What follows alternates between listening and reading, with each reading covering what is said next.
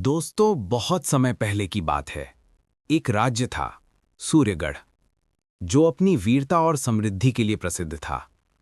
उस राज्य का राजकुमार था आर्यन, दिल से बहादुर और दिमाग से न्यायप्रिय। लोग उसे जनता का राजकुमार कहते थे, क्योंकि वो हर किसी के सुख दुख में साथ देता था। पर दोस्तों, आर्यन के दिल में एक खालीपन था, कुछ ऐसा जो उसे हर दिन अधूरा महसूस कराता था। दोस्तों, सूर्यगढ़ के पास ही था चंद्रपुर राज्य, जहां राजकुमारी मेघना रहती थी। सुंदर, समझदार और बहुत दयालु। वो आम लोगों के बीच जाती, उनकी तकलीफें सुनती। कहते हैं दोस्तों, उसकी मुस्कान से ही फूल खिल जाते थे। एक दिन दोनों राज्यों में एक बड़ा समारोह हुआ। वहीं दोस्तों, पहली बार आर्यन और मेघना आमने सामने आए। नजरें मिलीं और जैसे वक्त ठहर गया हो। आर्यन को लगा जैसे उसके अधूरे दिल को अपनी धड़कन मिल गई हो। दोस्तों, कभी कभी नसीब सिर्फ एक नजर में कहानी लिख देता है। अब मुलाकातें बढ़ने लगीं, कभी राजमहल के बगीचों में, कभी मंदिरों में। आर्यन बोला, मेघना, जब तुम पास होती हो तो लगता है सूरज भी मुझसे मुस्कुरा रहा है। मेघना हंसकर बोली, और जब तुम जाते हो तो लगता है पूरा महल खाली हो गया है। दोस्तों, उस दिन से उनकी मोहब्बत ने अपनी पहली सांस ली थी।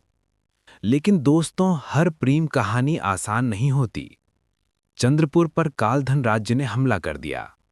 राजा ने अपने राज्य को बचाने के लिए मेघना का विवाह कालधन के राजकुमार से करने का प्रस्ताव स्वीकार कर लिया।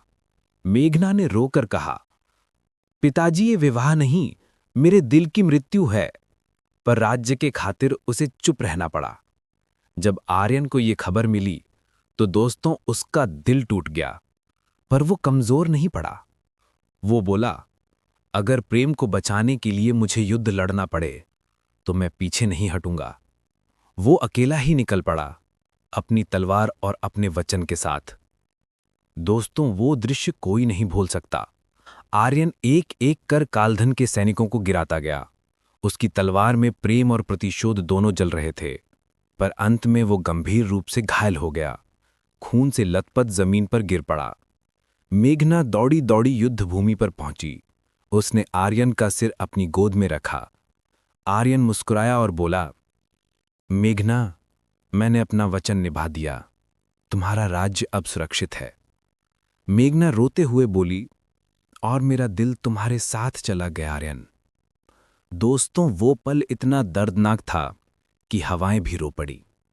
वक्त बीता पर मेघना ने कभी किसी और से विवाह नहीं किया।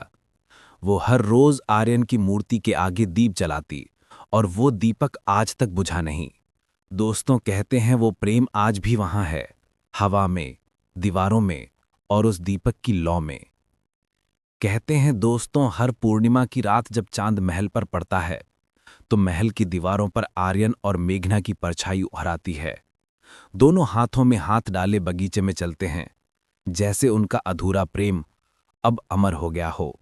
दोस्तों, ये थी आज की कहानी। अगर आपको वीडियो पसंद आया हो तो इसे लाइक करें, शेयर करें और हमारे चैनल राजवीर कार्टून कहानी को सब्सक्राइब करना ना भूलें। फिर मिलेंगे अगली नई कहानी के साथ।